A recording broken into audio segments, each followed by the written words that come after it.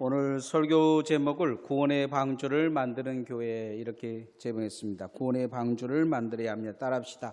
구원의 방주를 만들어야 합니다. 구원의 방주를 있는 그대로 만들면 지금 한 460억 정도 든다고 합니다. 2023년에 한 단체가 노아의 방주를 다른 나라 네덜란드에서 만든 것을 운반해 오려고 했는데 한 70억 든다고 해요. 한 건축가업자가 이것을 아주 그냥 간단하게 만들었는데 한 50억 들여서 만든 노아의 방주가 있어서 그게 더 싸니까, 그리고 그 작가가 만든 노아의 방주이기 때문에 가지고 들어오려고 애를 쓰는데 70억이 없어서 그런지 아직도 가지고 오지 못하고 있어요. 노아의 방주 하면 다들 이게 신화적인 이야기다 뭐다 이렇게 이야기도 합니다. 터키 그 산 중턱에 얼음이 녹았는데 노아의 방주 같은 형상이 이렇게 화석이 만들어진 모양이 나타났습니다. 진짜이기라고도 하기도 하고 또 그것을 가짜이라고도 하기도 하고, 특별히 아직은 그렇게 특별히 신빙성이 있다고 하는 사람도 있고 없다고 하는 사람도 있고 이게 갈리는 것을 볼 수가 있습니다. 노아의 방주가 왜 이리 주목을 받고 노아의 방주를 중요시 여길까요? 그것은 그 과거의 인류가 멸망했고 노아를 통해서 새로운 인류가 만들어졌다고 생각하기 때문입니다. 그 방주를 통해 생명을 구원을 시키고 그 방주에 탄 사람들만 유일하게 구원을 받았기 때문이죠. 아담이 타락한 후에 인류는 자식을 낳습니다. 가인과 아벨과 셋을 낳고, 또 아담은 계속 자식을 낳는데 가인이 아벨을 죽이고 나니까 하나님이 이루하시려고 셋을 주십니다. 그래서 창세기에 보면 이 아담 이후에 두 부류로 나눠져요. 하나는 가인 족속과 가인의 족보가, 하나는 셋의 족보로 나눠지는 것을 볼 수가 있습니다. 가인의 족속들은 어떻게 하면 세상에서 쾌락을 누릴 것인가 해서 여러 가지 쾌락적인 것을 만들어요. 그리고 또 힘을 얻을 것인가, 또 힘을 얻을 수 있는 걸 만듭니다. 그래서 음악이라는 개념도 가인의 후손이 만들죠. 그리고 철이나 무기도 이 가인의 후손들이 만듭니다. 셋의 후손들의 특징은 특별한 것이 없어요. 다만 그들이 하나님의 이름을 불렀더라 이렇게 이야기를 합니다. 셋의 후손 중에는 에녹은 300년간 하나님을 동행했다 이렇게 이야기를 해요. 이때쯤 돼서 인간이 어마어마하게 타락을 한 것 같아요. 이 에녹에게 그의 아들을 낳으면 그의 이름을 종말이 올 것이라 이렇게 이야기를 지으라고 해요. 그가 죽으면 종말이 올 것이다. 세월이 후에 이 셋의 후손들과 가인의 딸들이 서로 통용하게 됩니다. 그래서 가인의 후손들의 풍습을 따르게 돼요. 그 전에는 그렇게 하나님을 믿는 사람들, 그다음에 세상에 빠져 있는 사람들, 이 두 부류로 족속이 나눠져 있었던 것 같아요. 그런데 어느 순간 이 짝도 저 짝도 아니고 전부 다 타락한 인류가 되어진 걸 보게 됩니다. 그때 하나님이 무슨 생각을 하셨느냐? 사람을 지은 것을 후회하셨다. 성경은 그렇게 이야기합니다. 그리고 너무 오르게 살게 만들어줬더니 하나님을 위해 서로 기쁘게 산 것보다는 죄 짓고 사는 거예요. 그래서 사람의 수명을 120살로 줄여버린 것을 볼 수가 있습니다. 그리고 한 상황이 이제 이 정도 되자 하나님은 세상을 모두 다 멸망시키려고 마음을 먹으신 것 같아요. 그럴 때 하나님이 한 가족을 남기려고 생각을 합니다. 바로 노아의 가족만 남겨두시기로 한 거죠. 오늘날 우리도 하나님이 노아는 믿음이 좋아서 남겨놨는데 우리는 과연 믿음이 좋아서 예수님 믿게 하셨을까요? 그러지는 않습니다. 우리는 하나님 앞에 은혜 받아 예수님 믿은 줄 믿습니다. 하나님은 특별히 이 세상에 그렇게 창조하시고 멸망에 이르기까지 하시면서 노아에게 방주를 지으라고 이야기하십니다. 오늘 읽진 않았지만 13절에서 22절까지 방주를 지으라고 하신 노아의 이야기가 나옵니다. 오늘 우리가 정말로 이 타락한 세상에 필요한 게 있어요. 그건 뭐냐면 나의 믿음의 방주를 잘 지어야 합니다. 따라합시다. 나의 믿음의 방주를 지읍시다. 3.1운동 때 독립선언 민족 대표로 참여했던 기독교인이 있습니다. 감리교 목사이기도 하는 정춘수라는 목사입니다. 그는 이 일을 통해서 1년 6개월 동안 감옥 생활을 해요. 그리고 1930년부터 YMCA 단체에 뛰어들어서 정치를 배웁니다. 그리고 다시 구속이 돼요. 그 구속이 됐다가 갑자기 이 사람과 구속된 이 감리교 일부와 기장측 일부 목사들이 풀려납니다. 그리고는 이들이 발표를 해요. 자신들은 신사를 참배하겠다고. 그때부터 일제 압자이가 됩니다. 이 고난당하면서 계속된 질문이 그런 거였던 것 같아요. 하나님은 살아계신가? 감옥에서 그들이 결론을 내는 것은 하나님이 살아계신가에 대한 물음표를 찍습니다. 나중에 이 사람은 그래도 정치적으로 성공해서 감리교 감독이 되고 총회장도 됩니다. 신사참배에 앞장을 서요. 어디서 돈이 나고 착복을 했는지는 모르겠지만 일본에 비행기 한 대를 사줄 정도가 됩니다. 비행기를 사가지고 헌납을 해요.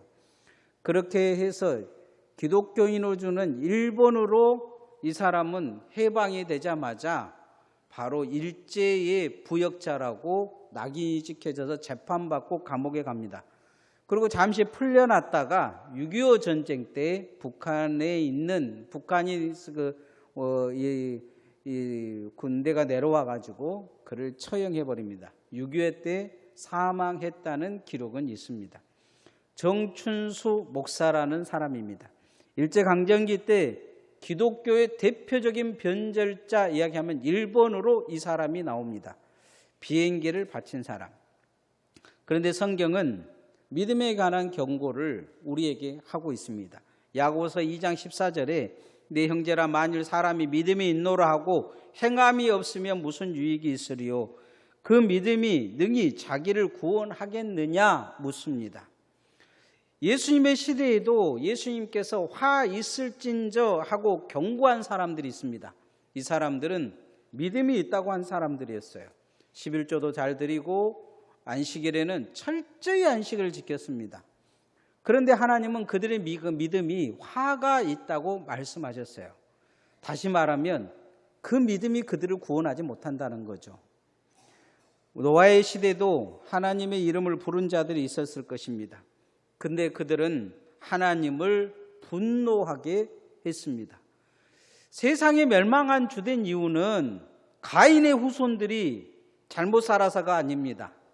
셋의 후손들이 믿음을 엉망으로 지키기 때문이에요. 하나님은 그래서 멸하시겠다고 말씀하신 거예요. 가인의 후손들 때문이 아니라고 말씀하셔요. 가인의 후손들과 셋의 후손들이 일치가 된 것입니다.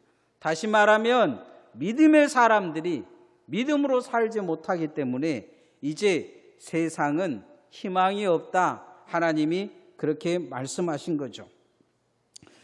오늘 4절 말씀 한번 읽어보십시다. 4절 말씀 시작. 당시에 땅에는 네피림이 있었고 그 후에는 하나님의 아들들이 사람의 딸들에게 들어와 자식을 낳았으니 그들은 용사라 고대의 명성 있는 사람들이었더라. 이 이단은 이 네피림을 영혼 없는 천사와 가인의 딸들이 이렇게 그 사이에서 나온 이 영혼 없는 거인이라 이야기합니다. 그렇지 않습니다. 이 네피림은 키가 장대한 사람들이에요. 당시로 말하면 힘이 있고 능력이 있는 사람들을 네피림이라고 했어요. 그런데 이들의 특징이 있어요. 그건 뭐냐면 하나님의 사람들로 명성이 있은 것이 아니고 세상 사람들로 명성이 있었던 거죠. 사기친 데 명성이 있고 남 죽이는 데 명성이 있고 권력을 얻는 데 명성이 있었던 거예요. 하나님의 사람들로 세우기를 바랐는데 하나님의 사람들에겐커녕 세상 사람들보다 못한 존재들, 악의 화신들이 된 것입니다. 결국 그들이 부르는 하나님의 이름은 이름만 남고 있는 거예요. 셋의 후손들이 계속 하나님을 섬겼다는 증거가 있어요. 그건 뭐냐면 바로 에녹이 300년간 하나님과 동행했다는 이야기예요. 그러면 그 에녹의 같은 시대에 사는 그때 하나님은 뭐라고 생각하셨냐고 결단하셨냐면 그 시대에 세상을 멸망시키려고 작정하셨다는 거예요. 그래서 에녹이 죽고 그의 아들 무두셀라가 죽으면 거기까지만 내가 참고 멸망시키겠다고 이야기해요. 무두셀라가 제일 오래 살죠. 그러고 나서 세상이 멸망합니다. 우리도 신앙생활을 잘 해야 될 줄 믿습니다. 교회 다니는 우리가 신앙생활하는 주된 목적은 우리가 예수 믿고 구원을 얻는 것입니다. 뭐 세상에서 시험이 들었느니 어쩌니 교회를 다니니 어쩌니 그것은 결국 세상에 이미 다 물들어 버린 것입니다. 그 정도의 수준이라면 구원 얻을 수가 없어요. 그렇게 예수를 버릴 것 같으면 그 믿음으로 천국 갈 수 없습니다. 우리가 하나님 앞에 정말 중요한 것은 내 믿음이 나를 구원할 수 있느냐, 내가 하나님께 가까이 갈 수 있느냐가 중요합니다. 바울사는 그래서 고린도전서 9장 26절 27절에 자신은 방향을 잃지 않았다 이야기합니다. 바울이 잡은 방향은 천국입니다. 천국을 향해서 허공을 치는 것처럼 헛된 믿음의 싸움을 하지 않고 선한 믿음의 싸움을 한다는 거예요. 교만하지 않냐고 오만하지 않기 위해서 날마다 자신을 십자가 앞에 무릎 꿇고 주님 앞에 복종시킨다 이야기를 합니다. 바울이 두렵고 떨림으로 구원을 이루라고 이야기하는 것은 남에게 한 이야기가 아니에요. 자기에게 한 이야기입니다. 바울은 그런 걱정을 했어요. 내가 열심히 예수를 전해서 다른 사람은 다 구원을 얻게 하고 천국에 가게 하고 결국은 자신은 지옥 떨어질까 두렵다. 이 고민을 하고 살았어요. 진짜 너는 예수 믿느냐? 날마다 물어봤던 거예요. 남에게 전하는 예수, 그 구원이 너에게 있느냐? 자신에게 자꾸 물어봤던 거예요. 구원의 방주, 믿음의 방주를 자신 안에 잘 지은 거죠. 우리가 우리 자신이 믿는 그 믿음 잘 가지고 있는지 여러분 확인하고 또 확인해서 믿음의 방주를 잘 지어 가기를 소원합니다. 믿음의 방주를 잘 만들어 가야 합니다. 세상에 풍파에 흔들리지 않는 믿음의 단단한 믿음의 방주가 있어야 합니다. 그냥 태풍 한 번 왔다고 확 뒤집어져 버리면 그게 무슨 믿음입니까? 세상에 작은 소리 하나 누군가가 옆에서 이상한 소리 했다고 그래서 그냥 그 마음에 흔들린다면 그게 무슨 믿음의 방주입니까? 물론 흔들릴 수는 있어요. 그러나 깨지지 않는 믿음의 신화, 그 굳건한 방주를 날마다 잘 지어가기를 소원합니다. 두 번째는 내 가정을 방주로 만들어야 합니다. 따라합시다. 내 가정을 방주로 만듭시다. 사도행전 10장에 보면 고넬료라는 로마의 백부장이 나옵니다. 그는 로마인인데 정말로 어렵고 힘든 유대인들을 잘 돌봤어요. 그리고 하루에 3번 꼭 기도를 했습니다. 어느 날 그가 오후 3시에 기도하는데 하나님의 천사가 나타나서 그런 이야기를 하시죠. 내 기도와 구제가 하나님 앞에 상달되었다. 기억한 바 되었다. 이렇게 이야기합니다. 그리고는 요빠에 있는 베드로를 데려오라고 해요. 베드로에게도 하나님이 이 고넬료 가정 하나 구원시키려고 막 환상을 보여주십니다. 못 먹을 것을 막 보여주시면서 먹으라 그러니까 베드로가 못 먹겠다고 버티니까 하나님이 하라고 하면 하는 거지 네가 뭐라고 버티냐고 이야기를 해요. 왜냐하면 그대로 보내놓으면 베드로가 고넬료 집에 가가지고 이방인이라고 세례도 주지 않고 구원을 선포하지도 않고 지 마음대로 결정할 거라고 생각하고 베드로를 미리 베드로에게 예방주사를 준 거예요. 그리고 고넬료의 집에 가서 예수님을 전하자 성령이 그들에게 임하셔서 그들의 안에 믿음이 있는 걸 보게 돼요. 그리고 베드로가 그 가족에 다 안수를 하자 하나님의 성령이 정말로 그들 안에 임하는 걸 볼 수가 있습니다. 고넬료는 믿음의 방주를 지은 것입니다. 그가 무엇을 위해 하나님을 믿었는지 명확하지는 않지만 한 가지 뚜렷한 것이 있어요. 그건 뭐냐면 하나님이 고넬료를 기억하시고 구원하셨다는 거예요. 고넬료의 기도가 뭐였겠습니까? 내 기도가 상달되었다고 이야기하는 그 기도가 뭐였겠어요? 나를 구원하시고 내 가족을 구원하여 달라는 것입니다. 하나님은 그래서 이 고넬료의 기도에 응답하신 것입니다. 빌립보 감옥에서 자살하던 간수가 자살하려고 하는데 바울이 말립니다. 그러자 바울에게 물어요. 어떻게 해야 구원을 받는가? 그러자 바울은 사도행전에서 주 예수를 믿으라 16장 31절에 주 예수를 믿으라 그리하면 너와 네 집이 구원을 얻으리라 이렇게 가르쳐 줍니다. 간수는 바로 바울한테 엎드리고 자기 집으로 데리고 옵니다. 자기 집에 온 가족을 모아놓고 하나님 말씀을 듣게 해요. 나만 들어서는 안 된다는 거예요. 나만 구원받아서는 안 된다는 거예요. 온 가족이 다 구원에 이르도록 그렇게 말씀을 듣게 하자 하나님의 말씀이 들어가는 걸 보고 바울이 세례를 주자 성령이 그들에게 임합니다. 가정이 구원의 방주가 된 것입니다. 고넬료와 이 간수의 차이는 어디에 있습니까?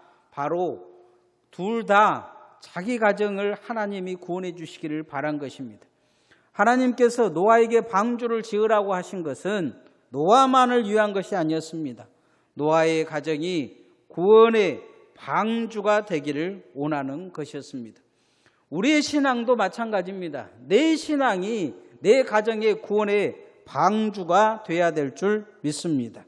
9절 말씀 읽어보십시다. 시작. 이것이 노아의 족본이라. 노아는 의인이요 당대의 완전한 자라. 그는 하나님과 동행하였으니. 그의 믿음이 그만 구원하는 게 아닙니다. 그는 그 믿음을 통해 가족을 구원하는 것을 볼 수가 있습니다. 노아가 믿음으로 산 거죠. 어떻게든 자식들을 믿음으로 살게 하려고 애를 쓴 것입니다. 하나님의 말씀이 믿어지게 한 것입니다. 노아가 하나님의 말씀대로 살고 그렇게 따라가는 것을 보고 자식들도 하나님의 계심을 알게 된 것이죠. 우리가 예수 믿는다 그래서 내 자식들이 다 예수 믿는 건 아닙니다. 소돔과 고모라가 멸망할 때 하나님은 아브라함을 생각하시고 그의 조카 롯을 건져내신 걸 보게 돼요. 아브라함이 얼마나 기도했으면 하나님이 먼저 천사를 보내셔서 아브라함의 기도가 멈추게 하십니다. 그리고 이제 소돔과 고모라의 천사가 가서 롯의 가정을 구원해냅니다.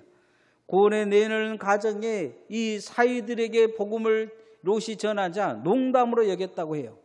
그리고 그의 처는 도망 나오다가 뒤돌아봐서 하나님이 절대 뒤돌아보지 말라고 했는데 뒤돌아서 소금기둥이 됩니다. 간신히 살아남은 두 딸은 아버지에게 술을 먹여가지고 하지 말아야 될 짓을 해서 자식을 낳아서 그 후손들이 멸망할 때까지 하나님을 반역하고 하나님을 괴롭히는 족속을 만듭니다. 구원에 이르지 못한 것입니다. 롯의 가족은 구원에 이르지 못했습니다. 누구의 신앙이 문제입니까? 아브라함이 원하는 대로 가라 했을 때 그들은 소돔과 고모라를 향해서 움직였습니다. 눈에 좋은 세상을 향했어요. 믿음을 따라가지 않았습니다. 그는 믿음을 따라가지 않음을 통해 그의 자식들과 그의 모든 가족들이 믿음을 따라가지 않는 것입니다. 오늘 우리가 믿음을 선택해야 될 줄 믿습니다. 구원의 방주를 가정이 구원의 방주가 되게 합니다.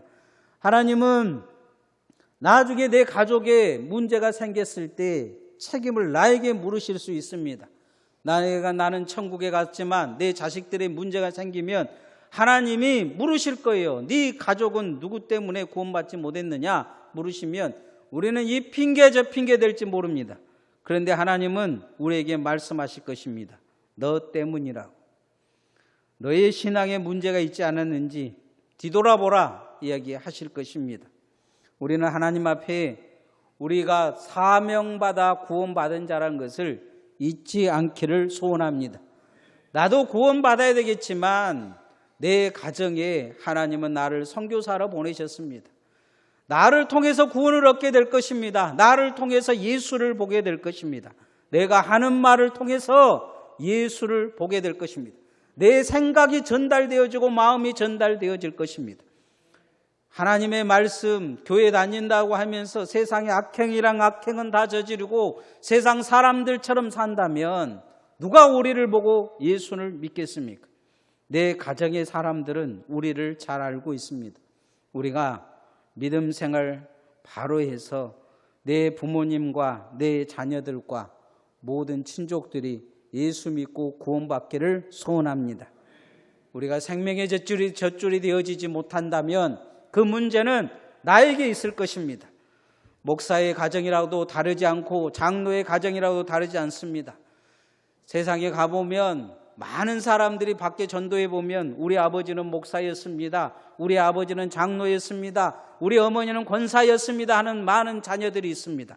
한때 그들은 20살, 30살까지 교회에 다녔지만 부모님이 돌아가시자마자 교회를 그만둔 사람들이 많습니다.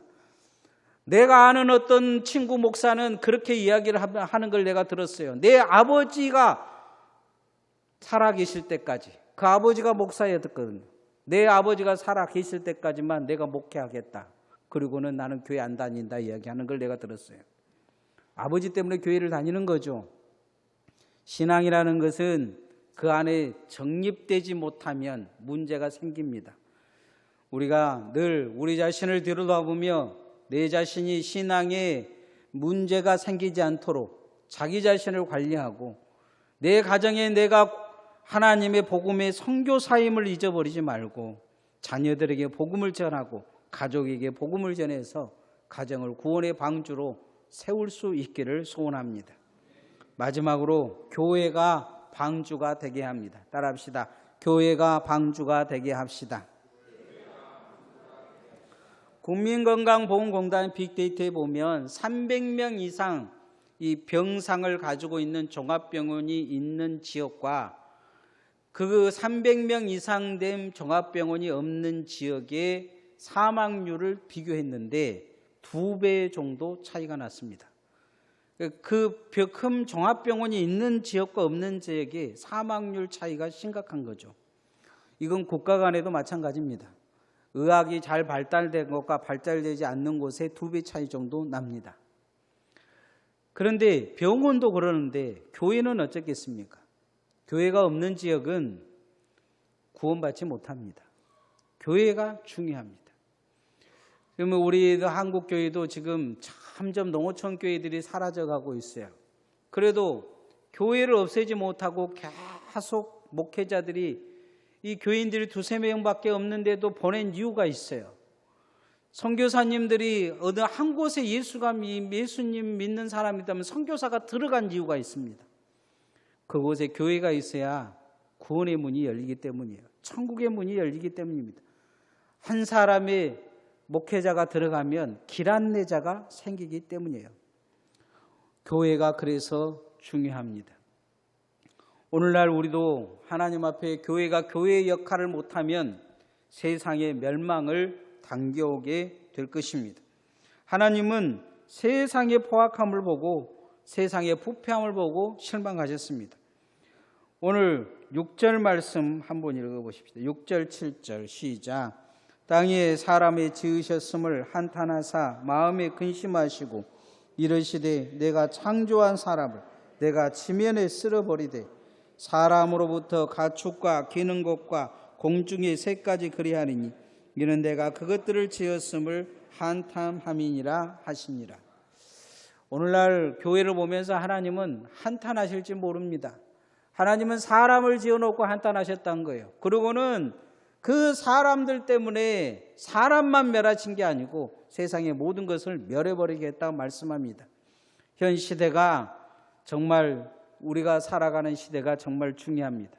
교회가 교회의 역할을 해야 될 줄 믿습니다. 교회가 교회 역할을 하기 위해 우리가 바른 신앙 가져야 합니다.